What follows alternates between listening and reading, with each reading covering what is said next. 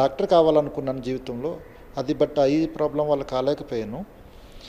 IAS అయితే 10 మందికి మరింత మెరుగ్గా సేవలు చేయాలనే ఉద్దేశంతో నేను ఐఏఎస్ని ఎన్నుకోవడం జరిగింది.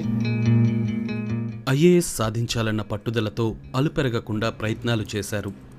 పాత గోనె సంచులు అమ్ముకునే కుటుంబం నుంచి సివిల్స్ అధికారిగా విజయం సాధించి విధుల్లో చేరారు. కుటుంబ నేపథ్యమే కాదు, శారీరక వైకల్యం కూడా ఆయన లక్ష్యాన్ని అడ్డుకోలేకపోయాయి. కట్టా సింహాచలం పుట్టుకతోనే అంధుడు. ఇప్పుడు ఆయన ఐఏఎస్ అధికారి. నాకు ఈ బ్లైండ్నెస్ ఉన్నదని నా ఫ్యామిలీ ఎప్పుడూ నాకు తెలియనివ్వలేదు. అది వాళ్ళ గొప్పతనం. అది ఎప్పుడైతే జరగలేదో మీకు దానికోసం ఆలోచించవలసిన కానీ దానికోసం బాధపడవలసిన అవసరం కానీ లేదు. సో అటువంటి ఎమోషనల్ సపోర్ట్ దొరకడం వల్ల నాకేమీ ఇబ్బంది కలగలేదు. నాకు కానీ నాతో ఉన్న నార్మల్ వ్యక్తులకి ఏ విధమైన తేడా లేకుండా నేను పెరిగాను.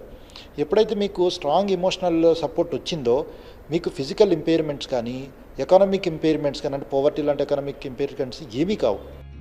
దేశంలో ప్రస్తుతం 5 అంధులైన ఐఏఎస్ అధికారులు ఉండగా వారిలో కట్టా సింహాచలం తొలి తెలుగు అధికారి.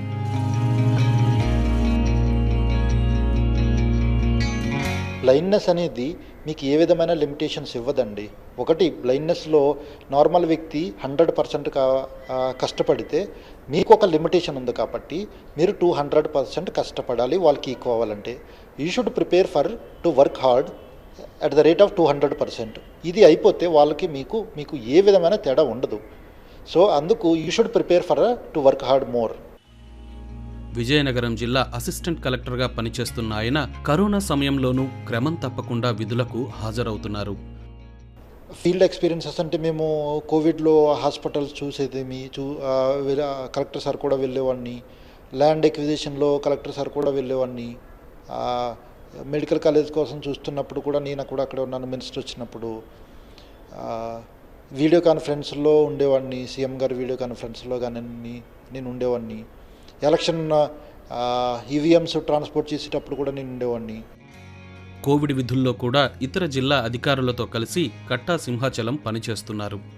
స్పందన కార్యక్రమంలో ఇన్ఛార్జిగా ప్రజా సమస్యలను గుర్తించే ప్రయత్నం ఉపయోగకరంగా ఉందని ఆయన అంటున్నారు. Ultimately we're going to serve the public కదా అండి. పబ్లిక్ సర్వ్ చేయాలనుకున్నప్పుడు పబ్లిక్ ఏం కోరుకుంటున్నారు, గవర్నమెంట్ ఫలితాలు పబ్లిక్ ఎలా రీచ్ అవుతున్నాయి, అందులో డెఫిషియన్సీస్ ఏంటి, ఇవన్నీ మనకు అర్థమయ్యేదానికి ఈ స్పందన ప్రోగ్రాం ద్వారా నాకు లెర్నింగ్ బాగా ఉందని నేను నమ్ముతున్నానండి.